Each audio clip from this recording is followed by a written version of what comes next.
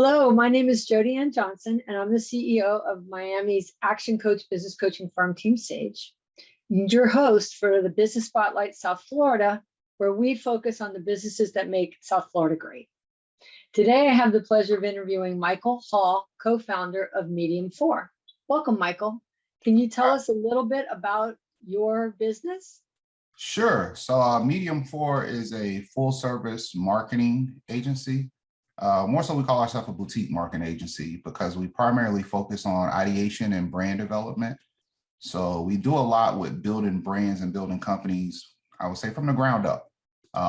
That was our focus. That's how our company started. But naturally, things progress.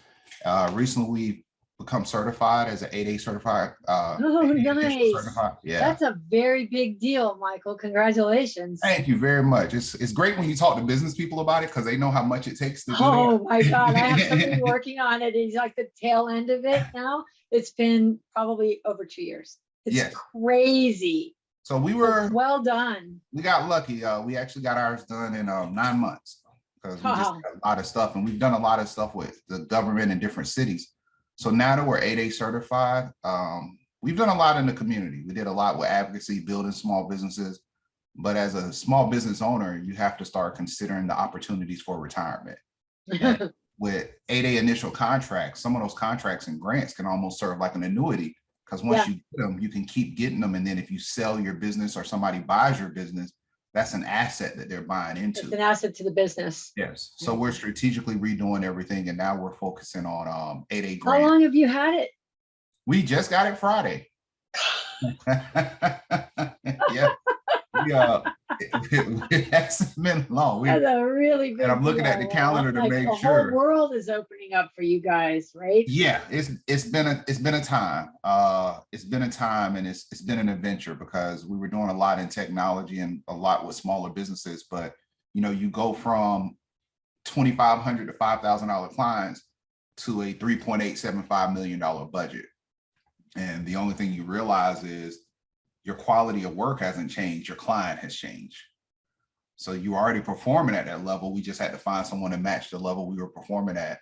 And it comes all thanks to my business partner, Dante. He did a lot of the work. I had some very dramatic, life-changing things happen to me last year, which I have overcome, but it was some big stuff, my mother's health and everything. But while I'm here, and only because I have the opportunity, I have to thank my father. My father's been doing government procurement and working with the government as a civilian ever since I was 3 years old. Really? Yeah, he had me when he was 17, going on 18 years old, and he was a civil engineer. And he used to take me around these things, and it's things you pick up on that you don't realize how much they've impacted your life. So a lot of it is thanks to my father. Wow. Now, did you say you lost your mom last year? No, my mother was recovering. So my mother had neck throat cancer. Oh boy. Throat cancer. So she's cancer free now. So we beat it. So thank you, God. Yeah, so she's overcoming cancer, but it was a lot. That's my best friend. Oh, it's a lot. Yeah, it was a lot to deal with. I totally understand. So how long have you been in business, and how many people are on your team? So I've been in business since I was 9 years old. How long has Medium 4 been in business? Medium 4 has been in business for 16 going on 17 years. Oh, same as me. Yeah, 16 going. So we started in 2006, actually June 6, 2006. So 06, 06, 06. Oh, wow. And I thought your number was 4 because I was looking at your website and I said, you know what? I wonder how they came up with this name, because you have ideation, design, cinematic dreams, marketing, energy. That's 4. Mm-hmm. Then you have the idea, create, develop, and the results. That's also 4. Then you have consulting, graphic design, web development, then marketing agencies, cinematic dreams, and videography, which is also 4. And I was like, this guy is like resonates with the number 4. So 4 comes from game time.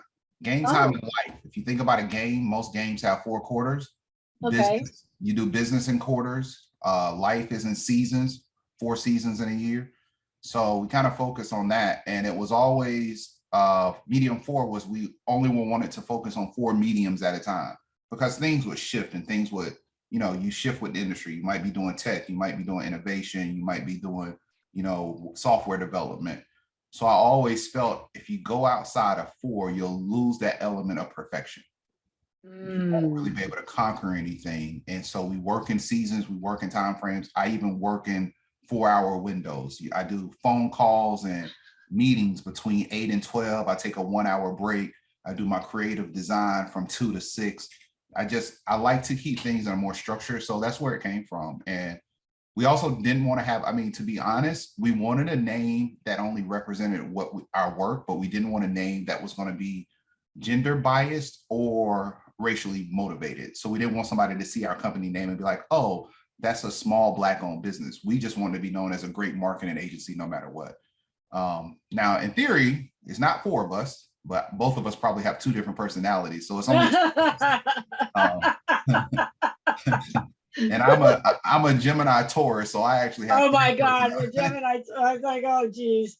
So I'm all 3 of us, and then it's my business partner. So there's your 4 people right there. But funny. It's just 2 of us. We one of my closest friends named Brandon Phillips. Congratulations to Brandon. Brandon just recently sold his HR company called Global HR Research.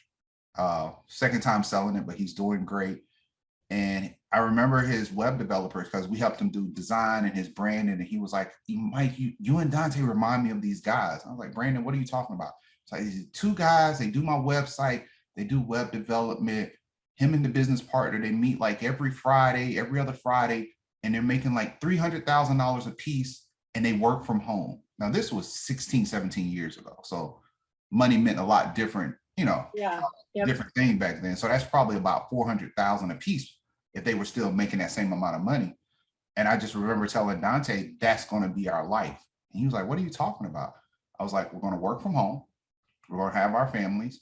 We'll go drink whiskey and have lunch every 2 weeks.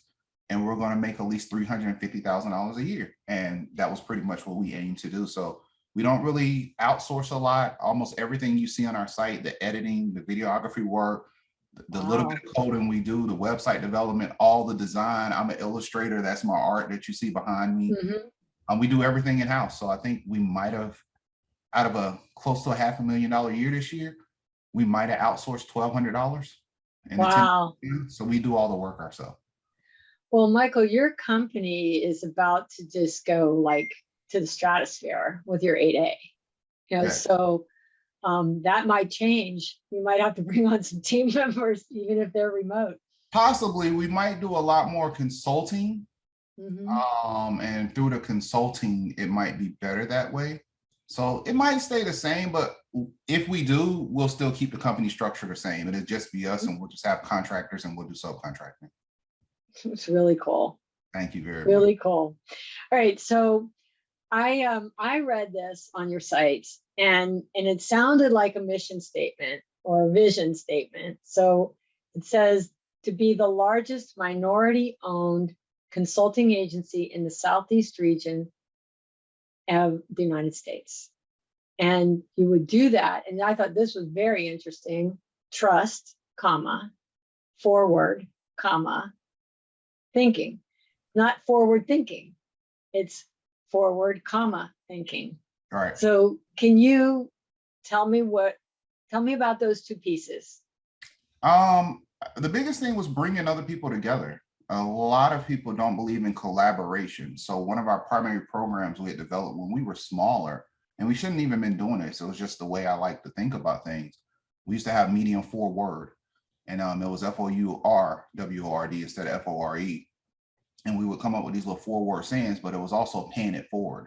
So a lot of companies we would actually design and develop, you know, brands from, because we knew what the brands were worth. You know, you're developing a brand for somebody that can be a $10,000, $20,000 investment because of what it's doing for the value of the company. And so we would do the design work, and knowing these clients couldn't pay us, we would take small equities of the company. Now, in hindsight, I wouldn't have done it that way. I should have just taken revenue shares because equity doesn't mean anything unless the company sells. Exactly. For the aspect of it, we just want to always be forward thinking. And that was just the way we were trying to position ourselves. And largest didn't have to be the largest in money value or in size. We just want to make some of the largest impact. The impact, yeah. And we've worked with in Southeast Florida, we've worked with Southeast Florida, we've worked with probably 15 to 16 cities in each county. And really, when you look at the impact with the counties and the things we've done with the cities and those developments, it's been a lot bigger. That's just really cool. I'm impressed.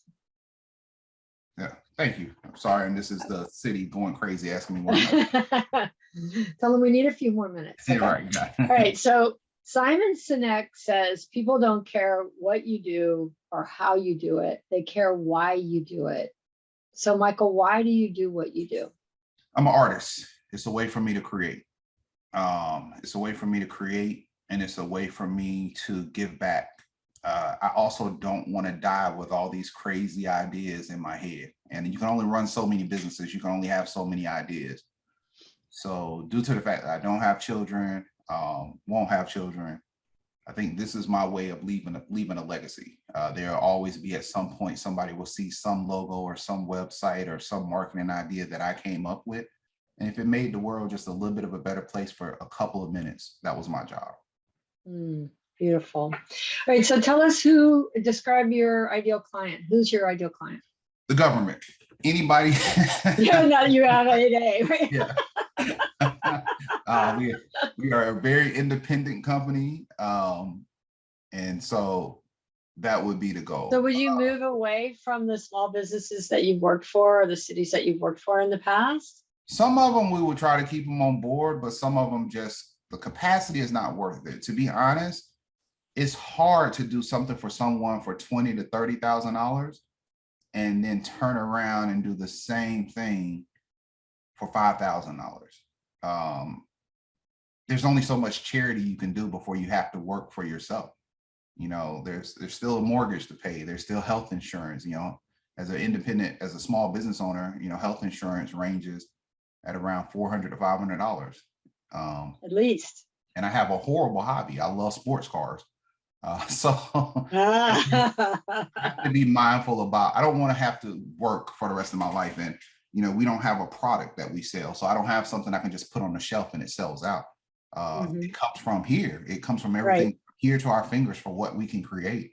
So I have to really focus on how much we can create and what we can put on the table. So you kind of in the grab while you can. I have to create as much as I can and get all the expertise that I can get, so that amongst having that expertise, I am then in a position to turn everything around and be paid for that expertise. So my best case scenario, I don't have to create no more. I just consult from experience. But if I truly had to describe my ideal client, outside of the truth of the matter, with it being the government itself, it would probably be a small business starting from the ground up with, I don't even want to say an unlimited budget, but I would say unlimited trust. Unlimited trust, being willing to push the boundaries and not feel they have to follow trends that have been set. That would be my client. Someone that wants to be artistic, someone that would want to explore block and color theory, someone that would just want to do something where people would say, I've never seen something like that before, but I liked it. Do you guys just focus on the videos mostly now, or do you doing websites still? We still do website and brand development, but we do a lot that's built around more so consulting and business development. So we don't design as much, but when we do, it's pretty much very impactful, like city seals. It's historic things at this point. So it's really exciting. And then you were saying that the kind of the businesses that you want to work with, they've got to be willing to push the envelope or to be at least innovative and trust you in that sense. Correct. Yeah. If a lot of the stuff, you know, in all honesty, we can pull things from templates, we can pull basic brands, and we can change the colors, and the clients love it. But that removes what we discussed. That removes the why I want to do it in the first place. Right. I'm an illustrator, but I can't do an illustration. I can't do a hand-drawn logo for $250 just because you can get it at that price on Fiverr. Right. that's an investment. You're buying a piece of No, art. that's your time and Yeah. it's your expertise, right? Right. Yeah. So, you have to have somebody say, okay, I'm willing to pay $20,000 or $50,000 because he's going to go through multiple renditions. And when we finish this logo, that piece of paper where that original logo started can be framed just like the Nike swoosh that was drawn back in the day.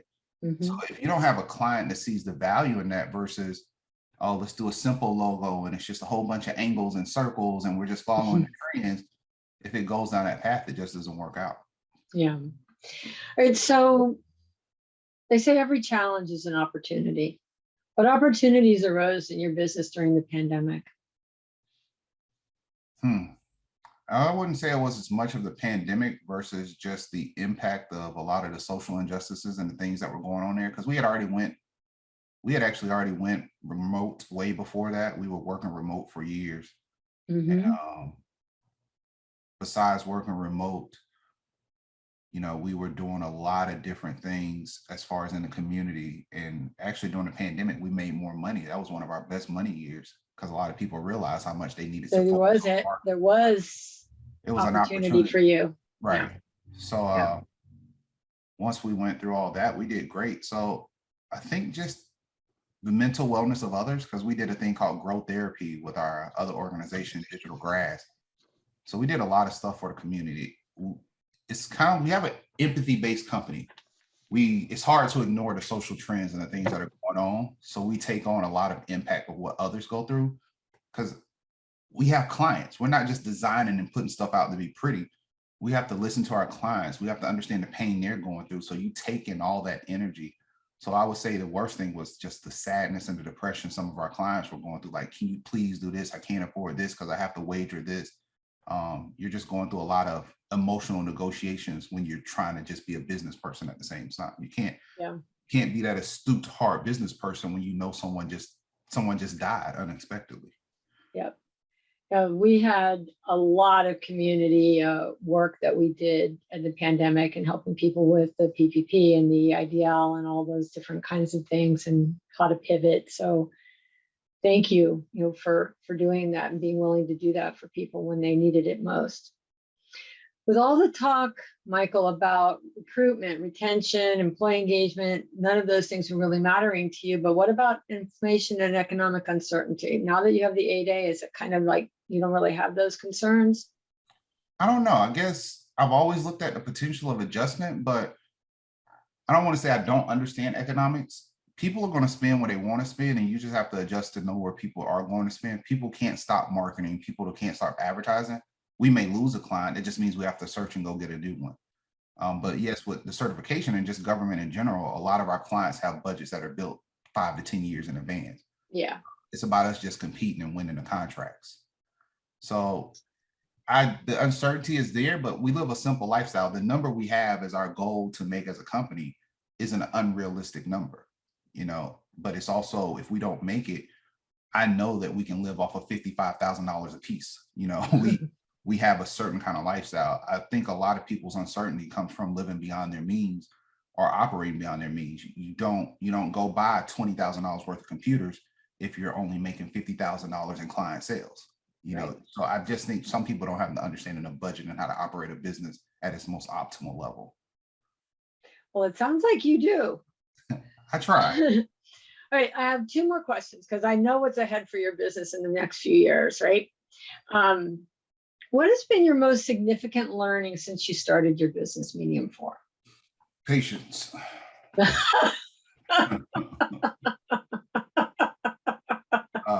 Patience. I don't care what anybody thinks. I'm doing brand psychology. I am an agency that's still running psychology. I have to speak to people, and when someone says make it pop or can you make it better, I have to try to understand what they mean or what they're saying. And then also you may see something 30 steps ahead, but they still need you to change this color to blue and put a gold sprinkle on it just to see that it doesn't work. Mm-hmm. So that patience had to also transfer over to billing. I had to understand I could be patient, but if I can't bill for that patience, it's okay to just say no. Mm-hmm. So patience was the biggest thing. I love what you said about just saying no. So I had a client who told me the most valuable thing I ever taught him was how to say no and to who and why. right? And you get those smaller clients like, oh, can you do this? Can you do this? I can absolutely do it, but can you pay for it? Yeah.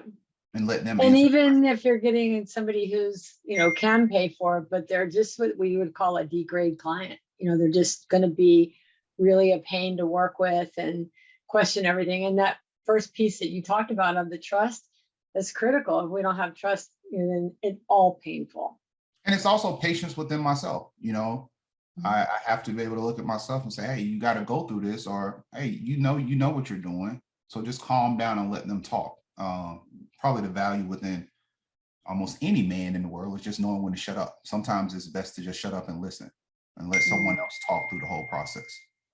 Awesome. So as we wrap up the interview, Michael, is there anything else, any parting thoughts that you'd like to share? I would say we need more people like you. We need more people that have the intuition to understand exposure means everything. And just being able to talk, because that's probably the one negative thing about being a small business and us going remote is so many people work from home. So we don't have those same bouncing, or as we would say back in the day, throwing the spaghetti on the wall and see what sticks. You don't have those sessions of just pushing the edge. It's become so much more. We used to already be A to B in South Florida, where we leave home, go to work, and we come home. So it's not like Philly and New York, where you have the transit and the happy hours and stuff like that. So we don't have those natural run-ins with each other. And so I think by missing those natural run-ins, we've missed so many different opportunities. But now if we can present that back, it comes from this, because somebody might see this and be like, oh my, I love the way he thinks. I might want to hire him.